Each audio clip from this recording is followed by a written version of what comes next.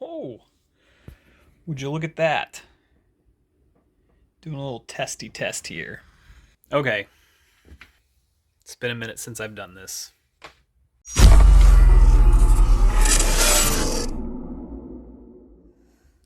Day 2. I was supposed to film yesterday, but I had a lot to set up. Science of is starting drum tracking for our next EP. It's probably been a minute since people have seen the studio. It's getting cluttered in here. There's shit everywhere. So, I'm getting ready to do a song called Pride. And this time around, I am actually tracking into my new Motu for the 2 overhead mics, and then everything else is just going through the Octopre. As far as drums, pretty simple setup. I find that if I give myself too many options, it doesn't really turn out good in the long run. But we're going with the trusty old Mapex kit here. And on the kick, we're just doing a Beta 52. Pretty simple. I usually end up doing sample blending anyways, so I don't go crazy on kick in, kick out. It's just a lot of extra work for not a lot of payoff. Pretty old school as far as microphones go. Doing the old SM7 on the hats. Didn't do that last time. I do a little bit more articulated stuff on the hats on this EP, so I figured having a little more control over those would be good. Spot mic, a little AT 2021 on the ride, just for a little bit of extra control on some songs. Doing the old classic 57 on top and bottom. And surprisingly, I'm just really liking how these AKG P170s are sounding. The overheads, I tried a couple different things.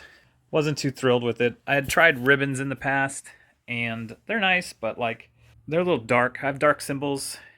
I tried ribbons in the past, and since my cymbals are so dark anyways, I don't really need a dark mic on them. I wanted them to be a little brighter this time around. I need to make Bradley Hennedy happy with the cymbal mix, apparently. I think that's about it on the drums. I mean, as far as heads go, I'm using a Evans UV1 on the snare, EC2s on the toms, the old trusty EMAD on the batter, and yeah. Let's see if I can get into some tracking here pretty soon.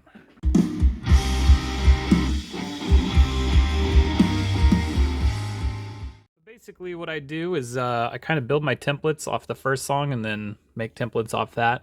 So as you can see, this is my giant drum template, and I kind of like to do the processing. You can see it over here a little better. We'll scroll up.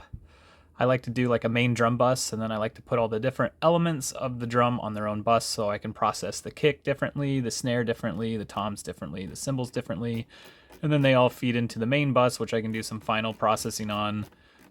There's a million schools of thought on this. Everyone's kind of got their own method. There's no right or wrong way. I got the parallel compression just kind of chilling out on its own.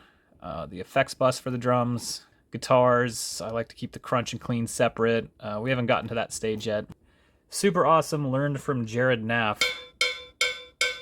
You gotta have the cowbell when you're tracking so you can hear the click. Otherwise the stock click always gets lost for me. Basically that all sends out, and I got a little in-ears over there on the floor. I probably should pick them up off the floor so they don't get stepped on. Got some snare weights to deaden. Just helps in the processing, you know. Just really one little single drum dot on this guy. Sounds super noisy in here, you know, but the end product will sound a lot different through the magic of technology. This is the Motu's flagship run. I'm loving how it sounds so far. Mixing on the old Atoms. Oh, look at that.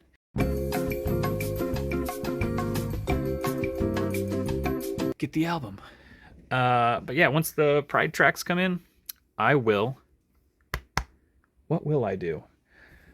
Oh yeah, I'll start tracking drums. And look at that, already I'm fucking up.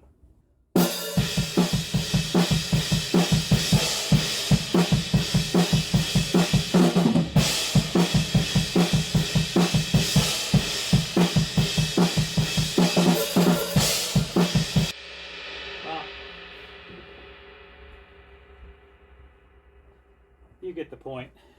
Yeah, so I just finished Pride, and kind of sounds cool.